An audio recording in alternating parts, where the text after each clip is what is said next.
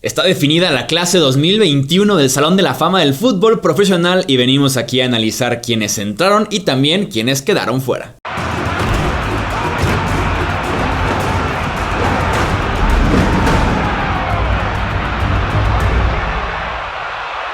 ¿Qué tal amigos? ¿Cómo están? Bienvenidos a un episodio más del podcast Hablemos de Fútbol. Yo soy Jesús Sánchez y es un placer que nos acompañen en este episodio especial, en este episodio del Salón de la Fama del Fútbol Profesional. Tenemos nuevos miembros o nuevos futuros miembros y también polémica con los que se quedaron afuera. Y traemos aquí a Luis Alberto Aguirre, un buen amigo del podcast, un historiador de este deporte, más por la edad que tiene que por otras cosas, para hablar justamente de estos grandísimos jugadores que están en la clase 2021. Luis, bienvenido nuevamente al podcast y un fuerte abrazo.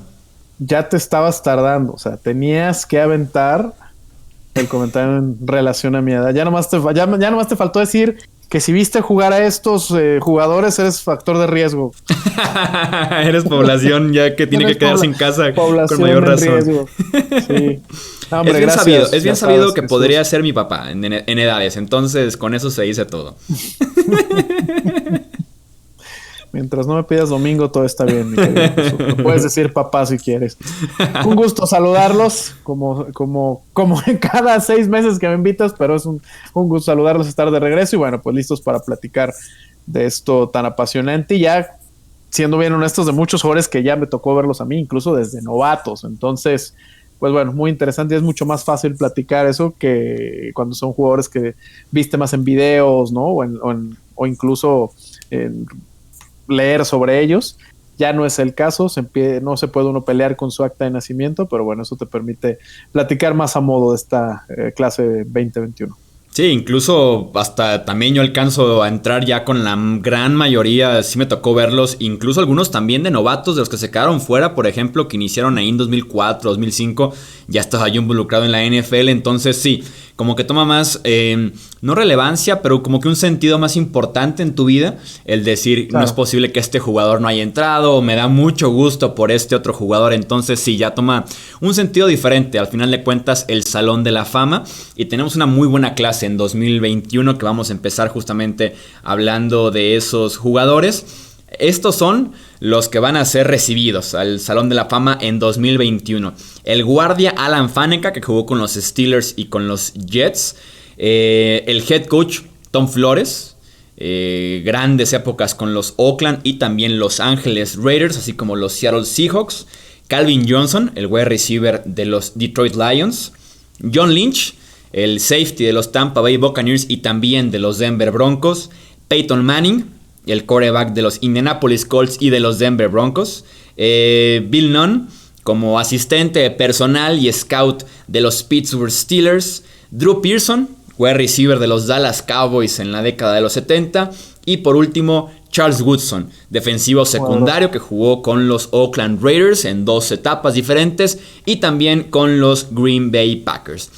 Iniciemos por el elefante en el cuarto, ¿no? Por el que engalana, con el que encabeza esta lista 2021, que tiene que ser Peyton Manning.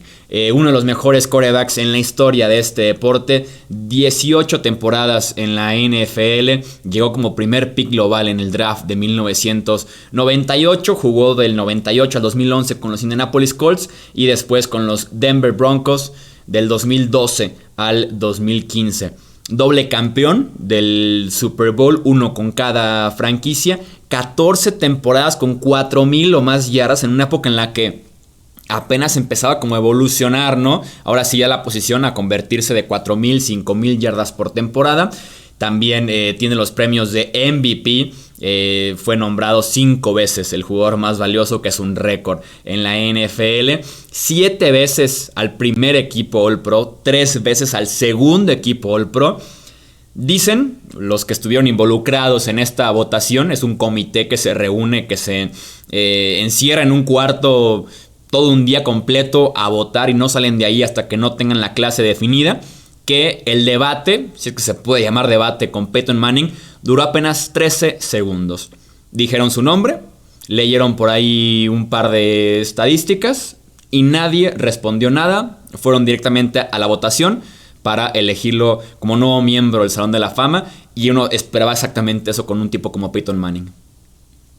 Sí, es correcto. Lo que mencionas es literalmente un cónclave, ¿no? Lo que se tiene ahí con los writers y periodistas que tienen la posibilidad de votar para el Salón de la Fama. ¿Qué te puedo decir yo como aficionado a los Broncos de Denver de Peyton Manning? Viví una época de bipolaridad porque primero lo odié y después lo amé, ¿no? Peyton Manning se dedicaba a meterle 40 puntos en playoffs a los Broncos y después, bueno, terminó devolviendo a la gloria a la franquicia de Colorado.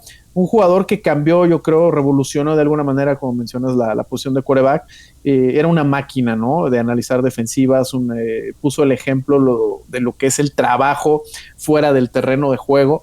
Siento yo que ese fue un perfeccionista de la posición y que eso a lo mejor jugó en contra de él, ¿no? Yo creo que como que no se dejaba ayudar tanto, y cuando ya se dio cuenta que físicamente no tenía con qué, fue cuando se dejó ayudar, y en su peor temporada ganó el Super Bowl. ¿Quién sabe qué hubiera pasado si hubiera sido a lo mejor un poquito, no sé si llamarlo soberbio, arrogante, o digo, estás hablando de un tipo como Peyton Manning, pero no cargarle tanto la mano, el no haber puesto tanto sobre sus hombros, y probablemente estaremos hablando de un quarterback con más títulos, ¿no?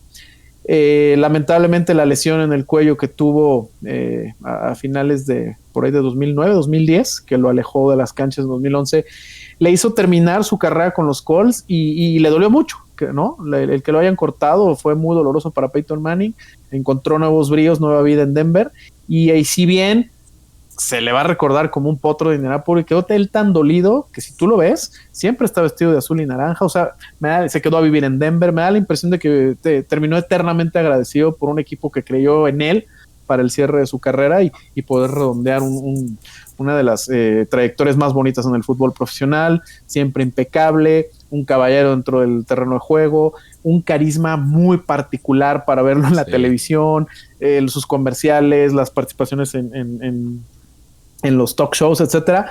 Entonces, como que era la figura completa, ¿no? Que es como la figura que la NFL le encantaría tener en cada jugador, ¿no?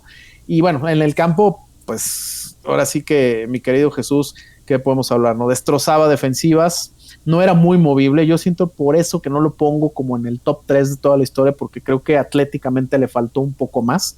No porque necesitara ser un corredor, como un quarterback corredor, pero sí alguien tipo, no sé, Elway, Steve Young, ¿no? Para ser más completo, un Aaron Rodgers físicamente. Algo de lo que me da mucha risa con Peyton Manning son la self-sack, ¿no? Que veía venir al defensivo y se dejaba caer solito, ¿no? Sí, decisiones de negocios. Como el trademark. Sí, era el trademark de Peyton Manning, ¿no?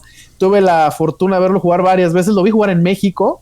Fue la primera vez que lo vi jugar en un American Bowl contra los Pittsburgh Steelers, precisamente. Y después lo pude ver ya con los Broncos en una final de conferencia y en 2 supertazones. Fui testigo de su último partido y la verdad es que siempre un caballero. Y sí, son de esos quarterbacks que se les extrañan. Ojalá hubiera sido más longeva su carrera. Estaría increíble que estuviera todavía a la par de Tom Brady y poder dar esos agarrones, ¿no? Yo creo que es lo que más recuerdo de Peyton Manning, además del self-sack y de su estilo, los duelos con Tom Brady. Yo creo que se les extraña. Sí, fueron clásicos instantáneos cada vez que se enfrentaban, incluyendo aquella final de conferencia del 2006, que al medio tiempo se van abajo por 18 puntos, iban 21-3 y los Colts de Manning le dan la vuelta para meterse al primer Super Bowl en la carrera de Manning, que termina siendo también su primer anillo en contra de los Chicago Bears en aquel Super Bowl 41, en contra, sí, de los Bears en Miami. Yo como anécdota con Peyton Manning, muy curiosa, fue mi primer partido de NFL en vivo con Peyton Manning. Fui a Houston a ver un Texans en contra de Colts en la temporada 2006, justamente la temporada en la que quedan campeones, y esa fue la primera victoria en la historia de la franquicia de los Texans en contra de los Colts de Manning. Los estaban apaleando desde el 2002 que existió la franquicia de Houston, pero sí, esa fue su primera victoria con Manning. Y también recuerdo mucho, a ver si te acuerdas tú, cuando estábamos trabajando juntos ahí en el periódico de Grupo Reforma, estoy con que Manning se retiró, no sé, un lunes, un martes, y como desde el domingo, eras mi editor, eras mi superior en ese periódico, me acuerdo que me dijiste... Y en la vida, y me acuerdo que me dijiste que, ¿sabes qué? El martes Manning va a anunciar que se retira, ármate un especial de toda su carrera, ¿sabes? Y me acuerdo que le pusimos como encabezado algo así como próximo destino Canton, Ohio. Literalmente llegó ese momento para Manning ya. Sí, bueno, era inevitable. Lo triste es saber lo rápido que pasa el tiempo y saber lo que terminaron los Broncos de Denver después de su retiro, ¿no? En el hoyo por completo. Y él, bueno, pues se menciona mucho también que si va a ser coach, que si va a ser gerente general, que si va a ser coach de quarterback. Yo creo que está muy contento haciendo su vida como en los medios, ¿no? Grabando esta serie de Peyton Places que es fabulosa de ESPN. Entonces yo creo que va a tardar un rato en que volvamos a ver a Peyton Manning de regreso como tal a una organización de la NFL, pero sí, sin duda un caballero de la liga y bueno, cuando se fue un gran representante de este deporte. Sí, como dices tú, fue la imagen perfecta. Es lo que uno busca con la cara de una franquicia porque nunca hubo problemas, siempre hubo producción, un tipo carismático, un tipo que no se perdió ningún partido hasta que llega esa lesión en la nuca en 2010. Entonces era todo lo que quería una franquicia y cómo elevó el talento a su alrededor y cómo uno se fija en las ofensivas de los Colts y tienes tipos tan buenos que sí, tienen muchísimo talento, pero que también de la mano de Peyton Manning produjeron muchísimo, ¿no? Marvin Harrison, Edgar James, Reggie Wayne, Dallas Clark, y los nombres siguen y siguen y siguen con los Broncos de Marius Thomas, Eric Decker. Entonces sí, lo de Manning era uno de los debates más sencillos, el meterlo al Salón de la Fama, tal vez de los 10 más sencillos que han tenido este comité. Seguimos con los nombres del Salón de la Fama. Hablar de Alan Faneca, este guardia que jugó con los Steelers del 98 al 2007, con los Jets del 2008 al 2009 y una temporada más en 2010 con los Arizona Cardinals. Son 13 temporadas en la NFL, 206 juegos, solamente se perdió un partido en su carrera. Es increíble. Brutal, sí. Es increíble la suerte que puede tener un jugador de línea ofensiva, no lesionarte, no te rodó nadie en la rodilla. No, o sea, a veces sí hay tipos con suerte y creo que Faneca se pudiera sacar a la lotería si hoy compra un boleto. Es increíble esa estadística. Sí, claro. Y además lo dominante que era por tierra. Eran equipos de los Steelers muy corredores, con Willie Parker, sí, con el camioncito Jerome Bettis. Después con los Jets también era una franquicia corredora cuando llega Rex Ryan y Mark Sánchez. Entonces era dominante por tierra, era su especialidad, pero también sabía retroceder y cubrir muy bien el pase. Y yo sobre todo con los salones de la fama me fijo mucho en el primer equipo All Pro, porque si fuiste elegido primer equipo All Pro, te votaron los periodistas como el mejor de tu posición esa temporada en la NFL. Y él fue 6 veces primer equipo All Pro y otras 2 veces segundo equipo All Pro, o sea, el segundo mejor de la posición. Yo con entre 4 y 5 primer equipo All Pro, me parece ya sellito, asegurado, Salón de la Fama, y Faneca claro que pertenece a este salón, a este lugar, siendo un contribuidor grandísimo en el éxito de los Steelers al inicio del siglo. Y extendiendo la larga tradición de jugadores de línea ofensiva, estrellas o legendarios con Pittsburgh, ¿no? De Monty Dawson, el legendario Mike Webster, aunque tuvo un trágico desenlace, pero siempre ha sido parte, ¿no? Mucho se habla siempre de la cortina de acero, ¿no? O sea, la defensiva de Pittsburgh, pero la realidad es de que las buenas épocas de los aceros han estado rodeadas de linieros ofensivos dominantes, brutales, y de los cuales además se disfruta mucho verlos jugar, y era el caso también de Faneca. Sí, es brutal lo de Alan Faneca, más que merecido estar en el Salón de la Fama. Platiquemos de tal vez el caso más interesante, el que trajo más debate a la mesa, que es el de Calvin Johnson. En su primer año de elegibilidad, al igual que Manning y al igual que Charles Woodson, entró al Salón de la Fama. Fue un excelente wide receiver, fue sin duda alguna el mejor wide receiver de la liga durante muchas temporadas. El problema es la cantidad de temporadas. Apenas jugó 9 temporadas en la NFL, que normalmente cuando hablamos del Salón de la Fama también es un poquito de cantidad, 14, 15 temporadas en la liga. Tiene 35 años y ya es seleccionado al Salón de la Fama. Es un nuevo récord en la historia del fútbol profesional. Eso sí, esas 9 temporadas, ¿qué 9 temporadas tuvo Calvin Johnson? Además, una franquicia disfuncional, una franquicia con demasiados quarterbacks, una rotación brutal, y aún así se las arregló para 731 recepciones, 11,619 yardas, incluyendo una temporada en 2012 en la que se quedó con 1,964 yardas. Es un récord para un receptor en una sola temporada, y 83 touchdowns. 3 veces primer equipo All Pro, una vez segundo equipo All Pro y también miembro del equipo ideal de la década de los 2010. ¿Qué opinas tú en el caso de las temporadas? Aquí sí es calidad sobre cantidad al 100%. ¿Hubieras metido a Calvin Johnson en el primer año de elegibilidad? A mí aquí el problema es de que la posición siempre más complicada para la cuestión del Salón de la Fama, creo siempre yo, es la de receptor. Estás hablando de una clase donde apenas está entrando Drew Pearson, ¿no? Sí. Y lo mismo le pasó a Lynn Swann. Y bueno, creo que entre los finalistas, si no recuerdo, estaba Marvin Harrison, estaba Reggie Wayne también. Reggie Wayne. Torrey Holt. Sí, los receptores históricamente se estancan en el Salón de la Fama porque tienen una lista larguísima y poco a poco van liberando. Y Calvin Johnson se saltó a todos. Exacto. Sí, eso es lo que me brinca a mí, ¿no? El fabuloso Megatron, que sí era un jugadorazo, era un espectáculo. Pero a mí no me preocupa tanto lo de las pocas temporadas, ¿no? Digo, yo que era un fan de Terrell Davis, ¿no? Con lo poquitito que jugó, siempre era el debate, pero estás hablando de que también fue un montón de veces All Pro, dominó la liga, MVP de Super Bowl, MVP de la liga. Entonces yo también sí creo que tiene que ver mucho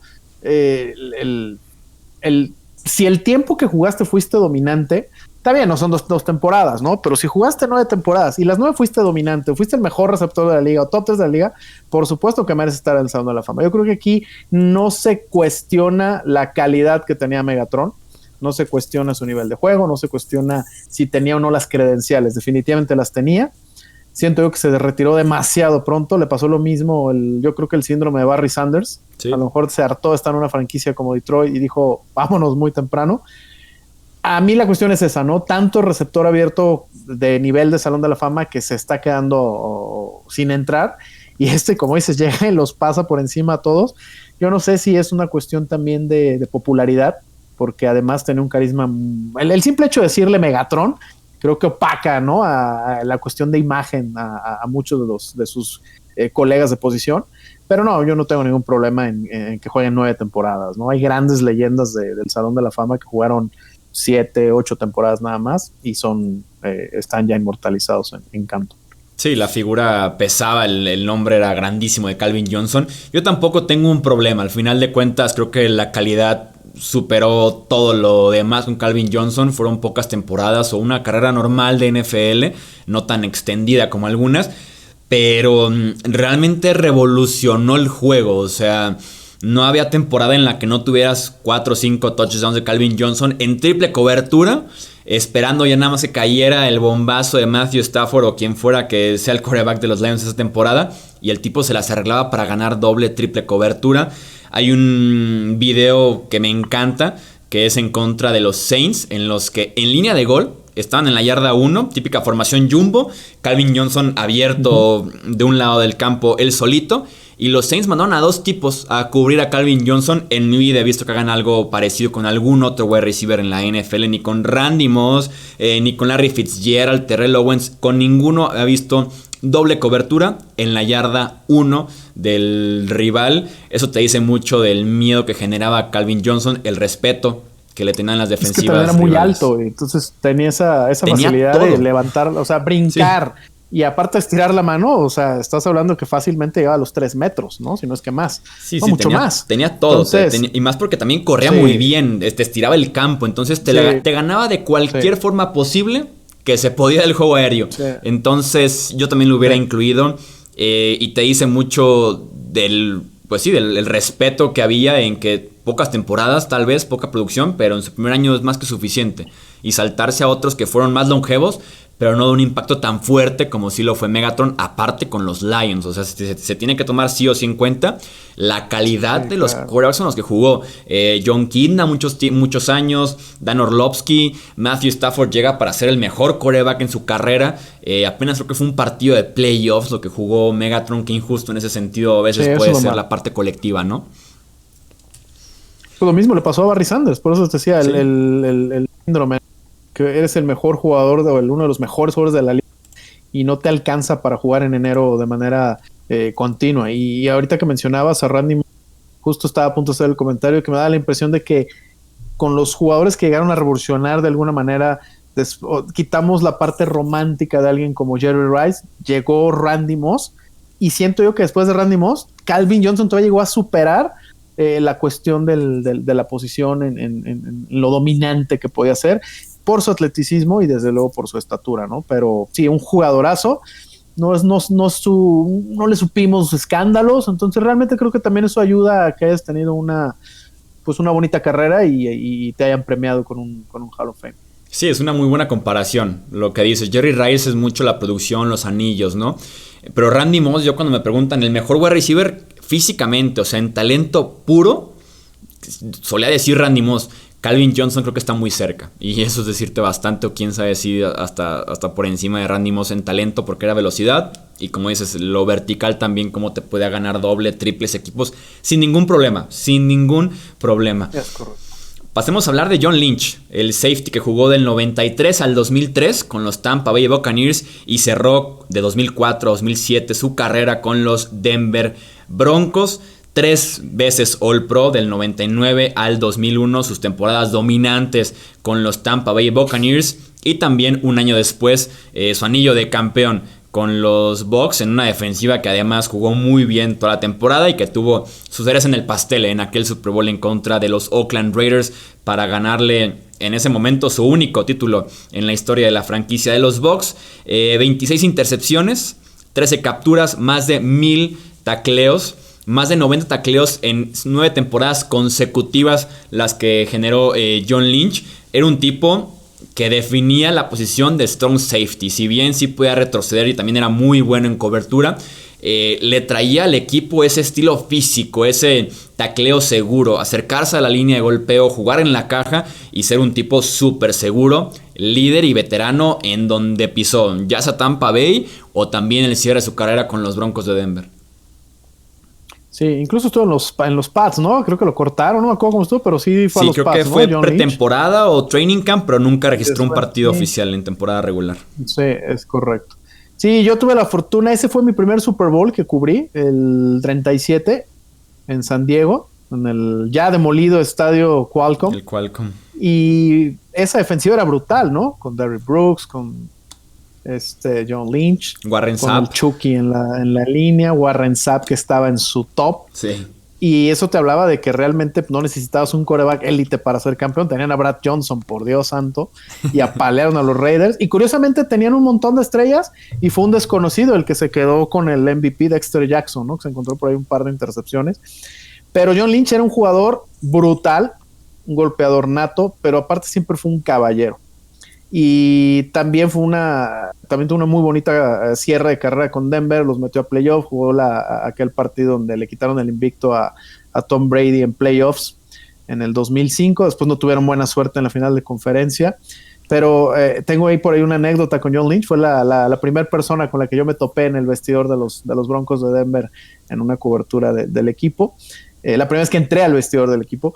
Y la verdad es que sí, tenía... Además, su carrera como general manager creo que va a ir en ascenso. Sí. Él sí regresó a los emparrillados con los 49 de San Francisco. Casi debió haberlos hecho campeones la temporada pasada. Entonces tiene todo el paquete completo de una carrera impecable. Un caballero dentro del campo. También estuvo mucho tiempo dentro del boot como comentarista de los partidos de NFL. No recuerdo si en CBS o en Fox. Pero una carrera espectacular la de John Lynch, era muy, muy, muy buen safety, y no era muy alto, o sea, realmente era un jugador medio bajito, o sea, parecía más como un linebacker.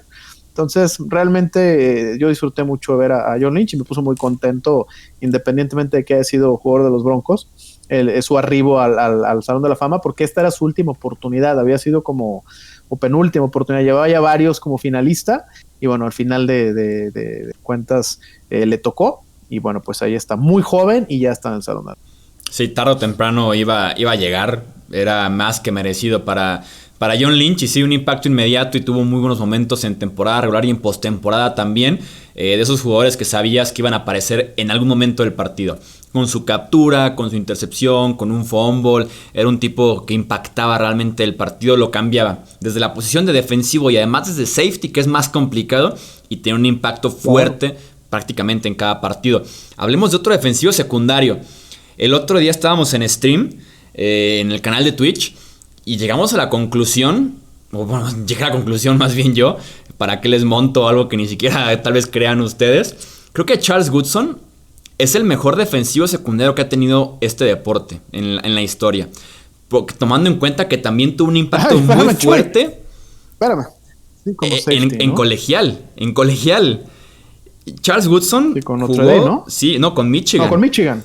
Jugó del Sí, 98 Michigan. al 2005 y después del 2013 al 2015 con los Oakland Raiders. Y con los Green Bay Packers del 2006 al 2012.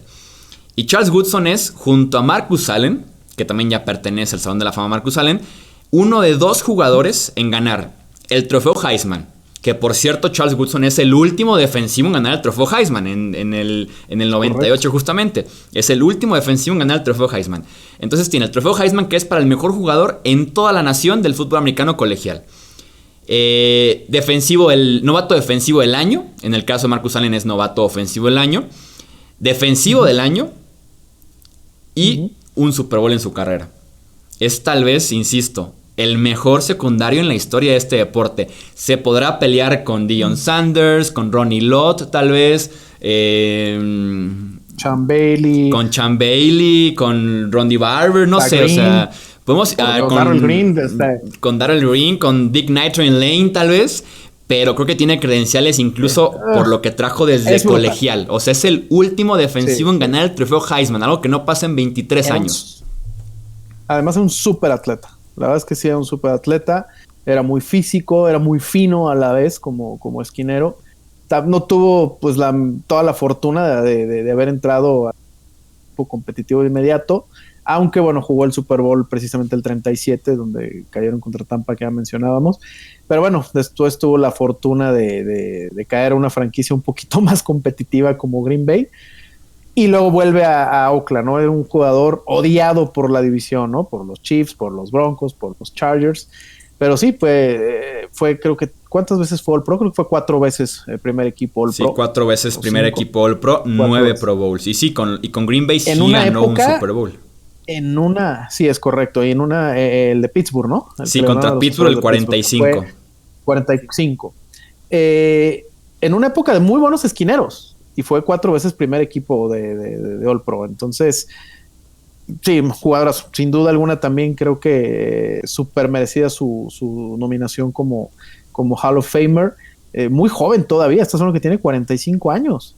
O sea, estás hablando que estamos con jugadores muy jóvenes que fueron dominantes, ¿no? En su posición.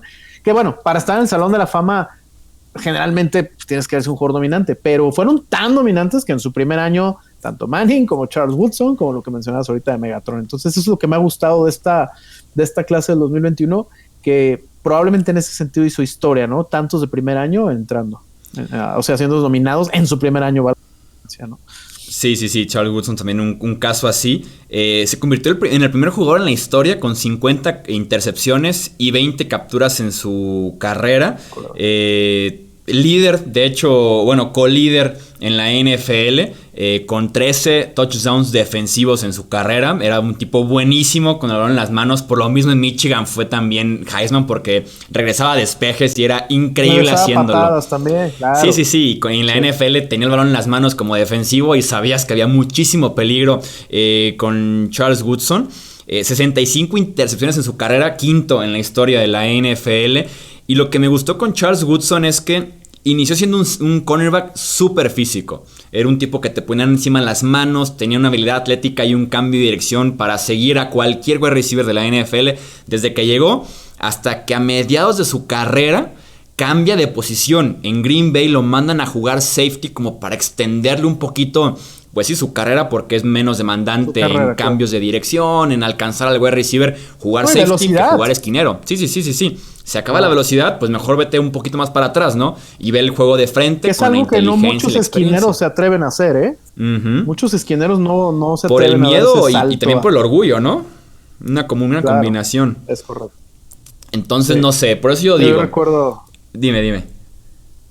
No, sí, me acordé de Champ Bailey, ¿no? La pena que dio en el Super Bowl 48 porque ya no agarraba a nadie.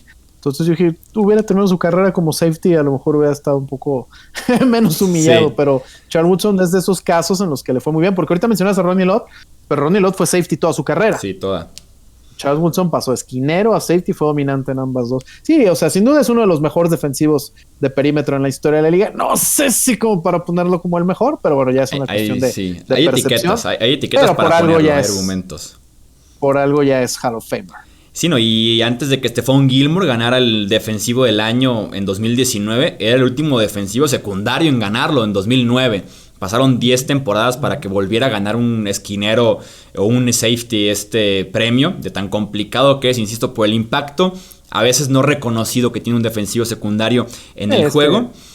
Pero por lo que hizo en Michigan, por lo que hizo en la NFL, en 2 posiciones diferentes, en postemporada, en números, en touchdowns, en experiencia, ahora con el Salón de la Fama también, 18 temporadas en la NFL. A mí, si me preguntas quién es el mejor defensivo secundario o mejor defensivo de perímetro, es Charles Woodson. Y más porque cubre las 2 posiciones, hasta esquinero y también de pasada safety. Sí, sin duda. Bueno, es un buen debate, ¿no? Sí, es un tema que nos da luego para otro podcast. Seguimos con nuestra lista. Ya estamos con los ¿Sabes que me estoy dando cuenta, Jesús? ¿De qué? Cómo ya es como por default hacer menos del Pro Bowl. De ninguno hemos mencionado que tuvieron toneladas de Pro Bowl. O sea, yo ya creo que el juego ya no existe, ¿no? Pero ustedes, por ejemplo, Woodson llegó 9 o 10 veces, 9 veces al Pro Bowl. O sea, también es una brutalidad, ¿no? Que a veces es que si el concurso de popularidad y lo que tú quieras, pero bueno, mantenerte 9 veces en el juego de estrellas, ¿no? Ahorita que, bueno, Manning cuántas veces no fue al Pro Bowl, el mismo Megatron, pero ya totalmente devaluado el famoso juego de estrellas de la NFL. Sí, no, la gente de bien en su análisis no menciona el Pro Bowl, porque ya sabemos que no solo la parte de que es un concurso de popularidad, sino que en los últimos años se ha devaluado tanto que ya ni siquiera quieren jugarlo. Creo que en 2019 se nombraron hasta 100 reemplazos del Pro Bowl. Y también a los reemplazos les cuenta como que los eligieron. Entonces el Pro Bowl ya pasó una mejor vida.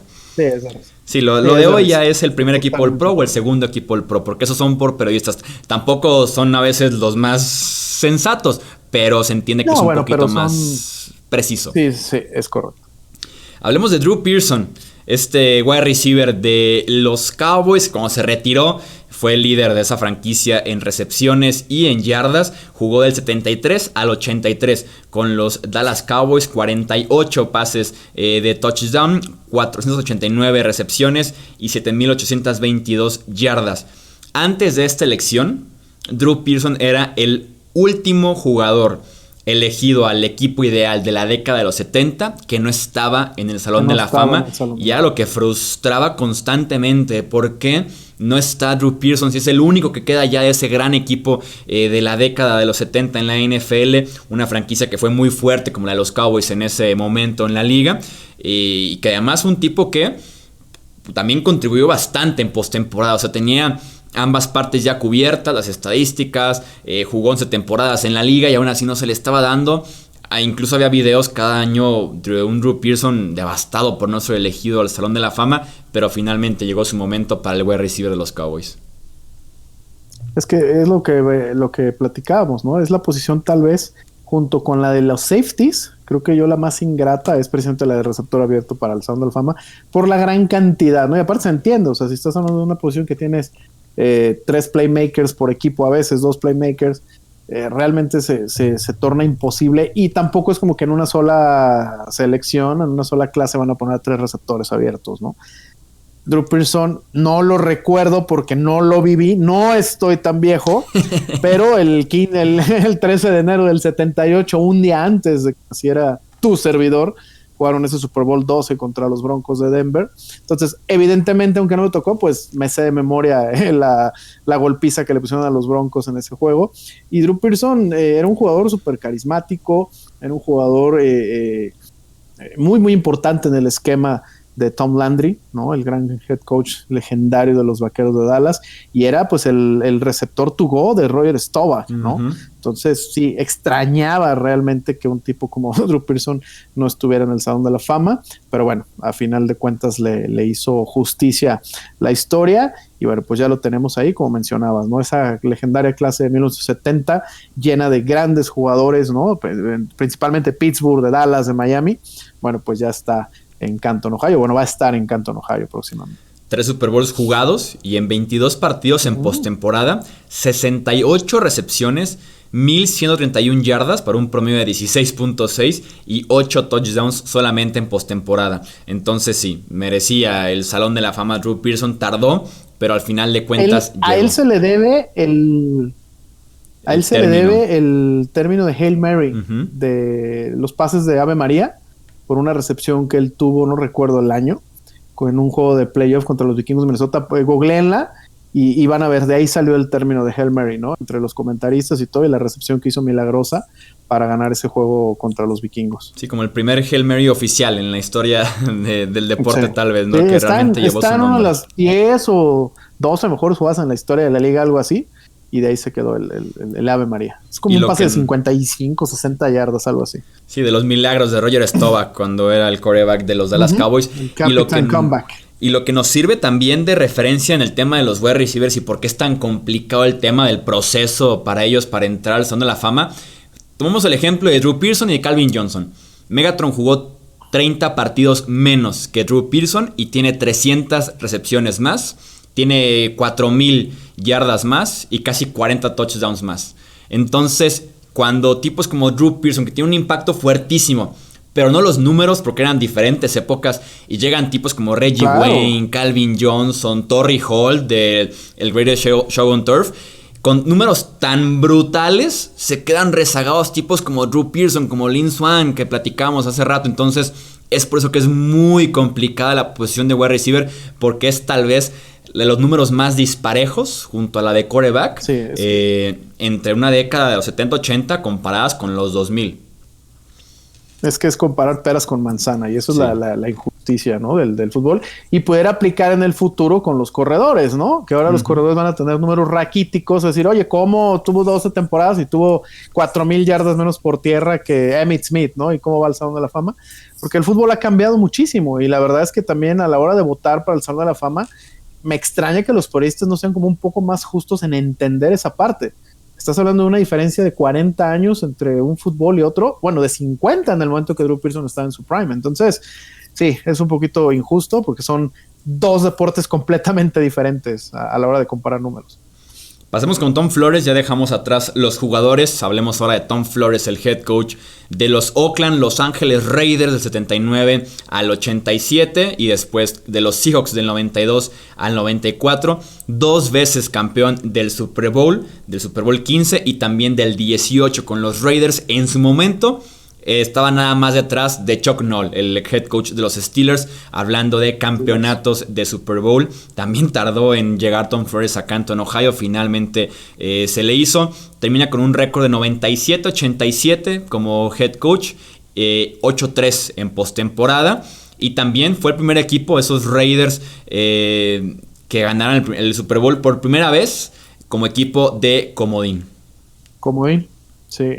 La verdad es que a pesar de mi afición por Manning, Lynch, etcétera, es la selección de esta clase del 2021 que más gusto me dio. Si hay alguien que se merecía estar en el Salón de Fama era Tom Flores. Además, si no mal recuerdo, es el primer latino, o el primer coach de origen latino en estar en el Salón de la Fama, y es uno de los muy pocos latinos dentro del Salón de la Fama. Ahorita viene a la memoria nada más Antonio Muñoz, aquel fabuloso liniero ofensivo de los Cincinnati Bengals. Pero Tom Flores realmente tuvo un gran récord en postemporada, tuvo 8 ganados, 3 perdidos, le ganó la partida a Dick Vermeil en aquel Super Bowl contra las Águilas de Filadelfia, en el primer Super Bowl en la historia de Filadelfia, el primer equipo comodín en ganar el Super Bowl. Luego ganaron aquel partido contra Washington en el Super Bowl 18, que fue la consagración de Marcus Allen. O sea, Marcus Allen y Tom Flores son una mancuerna brutal.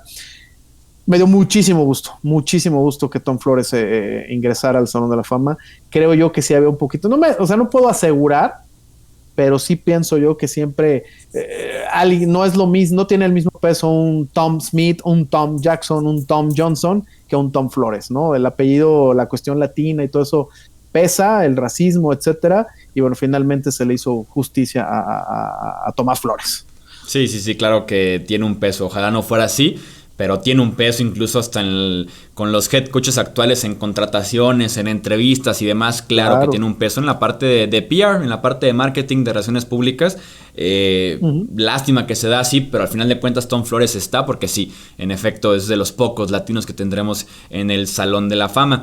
Y para cerrar, el caso de Bill Nunn, que fue scout y asistente de personal de los Pittsburgh Steelers del 68 al 2014. 47 temporadas involucrado con los Steelers. Parte de los equipos de los Steelers que fueron muy exitosos. Apareció Pittsburgh en 6 Super Bowls cuando estaba Bill Nunn como parte de esta franquicia en la parte de los scouts, y se le acredita por ahí encontrar a varios talentos que fueron claves en las dinastías de los Steelers.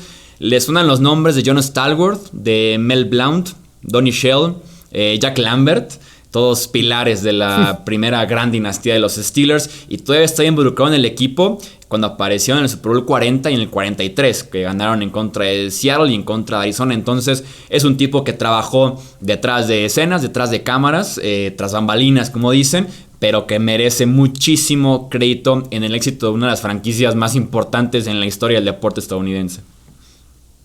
De hecho, fue periodista al inicio de su carrera, y por lo que estuve leyendo, fue editor, bueno, fue periodista, fue editor de una de las publicaciones más influyentes para la gente de raza negra, porque imagínense cómo estaba la cuestión racial en Estados Unidos, que había publicaciones exclusivas para los negros, ¿no? Para la gente de raza negra, para el público afroamericano. Entonces, afortunadamente, los tiempos han cambiado un poco.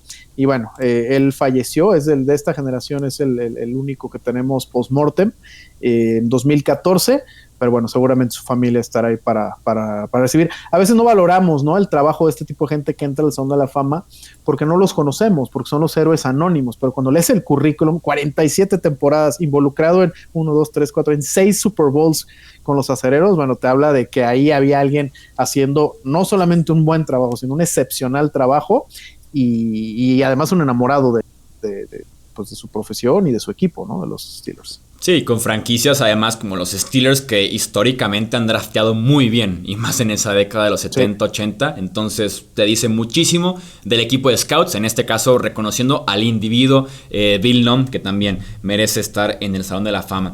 Y ya para despedirnos, hablemos de los que se quedaron fuera por nadita, de los finalistas de esta clase 2021. En el último corte no pudieron ingresar. Los nombres son el defensive end Jared Allen, el defensive back Rondy Barber, el tackle Tony Boselli, el safety Leroy Butler, el wide receiver Torrey Holt, el linebacker Clay Matthews, el linebacker Sam Mills, el liniero defensivo Richard Seymour, el linebacker Zach Thomas y el wide receiver Reggie Wayne.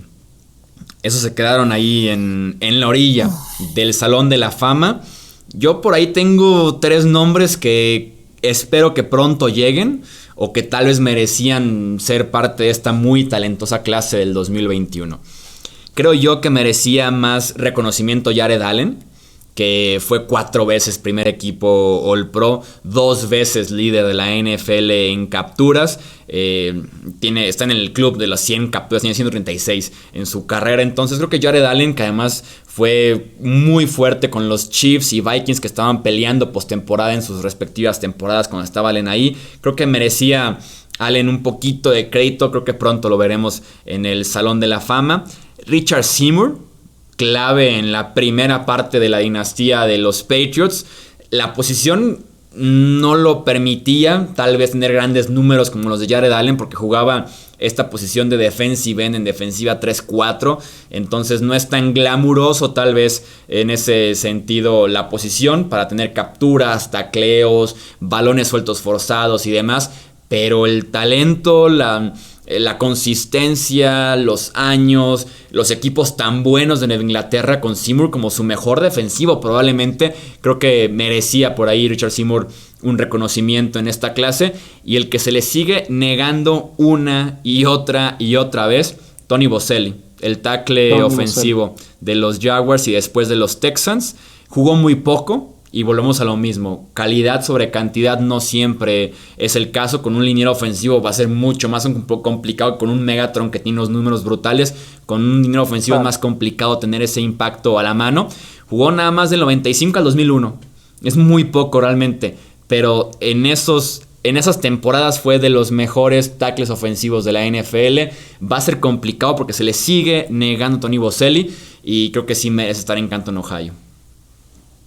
Sí, yo creo que es la primera que me brinca a mí junto con la de Reggie.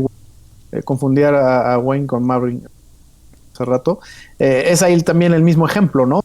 Tienes a Megatron que en su primer año y Reggie Wayne pues le va a estar rascando. Vas a ver, vas a pasar otros 2-3 años y no va a entrar. Y lo de Boselli, pues sí, lamentablemente el padre tiempo no le jugó bien en la cuestión de su durabilidad como profesional. Era un jugador dominante.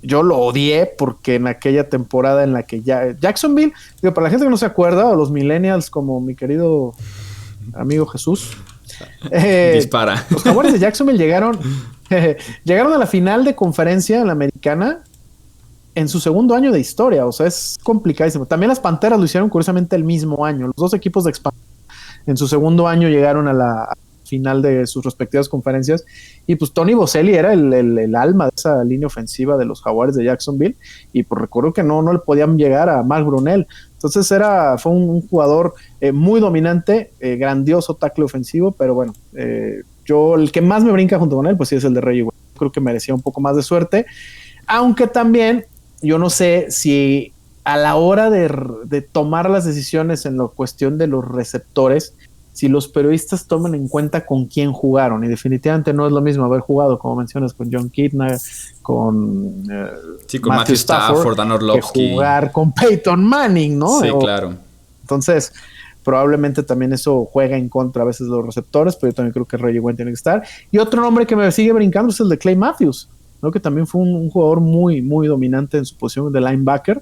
Pero repito, estamos tan acostumbrados a ver a tantos buenos jugadores, a tantas estrellas, por algo el Salón de la Fama es tan exclusivo, o sea, nunca vas a dejar contenta a la gente, eso es un hecho, ¿no? Yo lloré muchísimo tiempo porque no entraba Terrell Davis y entendía que, bueno, tarde o temprano iba a entrar y había muchos detractores, me acuerdo que tú eras uno de ellos, por los años que había jugado, hasta que viste que el señor pues llevaba varios All Pro de primer equipo, entonces siempre vamos a tener esta controversia en la selección del Salón de la Fama y bueno, pues ni hablar, es parte de la dificultad que tiene también la gente que lo elige, porque se ponen al escrutinio público brutal. Tú ves las redes sociales después de una selección del Salón de la Fama y a gente como Peter King les llueve brutal, y estás hablando que es una vaca sagrada del periodismo deportivo en Estados Unidos. Sí, no, y eso que ni siquiera llega a la polémica tal vez de un Salón de la Fama del béisbol, ¿no? Que ahí sí se destrozan con todo, pero sí, no, da la impresión de que siempre van a quedar descontentos gran parte de la afición de la NFL, pero bueno, al final de cuentas muchos no entran este año, pero van a seguir elegibles para clase 2022, 2023 y podremos verlos tal vez más adelante en Canton, Ohio. Ahí está entonces análisis de la clase 2021 del Salón de la Fama, mucho crédito, muy merecido, muchas felicidades a los que fueron elegidos. Y Luis, pues gracias por acompañarnos en este podcast. No, hombre, al contrario, mi querido Jesús. Ojalá hubiera selecciones del Salón de la Fama cada semana para que me invitaras, caray, porque si no, no vuelvo a tener el honor de estar por aquí. Lo que te puedo decir es que si hiciéramos Salón de la Fama de Hablemos de Fútbol, estarías adentro, como miembro fundador de este canal. Eso sí. Ya, con eso me puedo retirar. Ya me puedo morir tranquilo.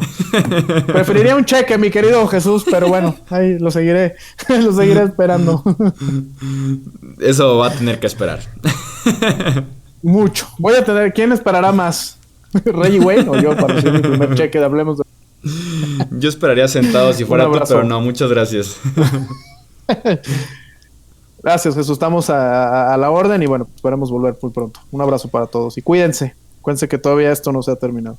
Recuerden suscribirse aquí al canal de YouTube, en plataformas de podcast, recomendarlo con otros amantes de la NFL. En nombre de Luis Alberto Aguirre, yo soy Jesús Sánchez y eso es todo por este episodio.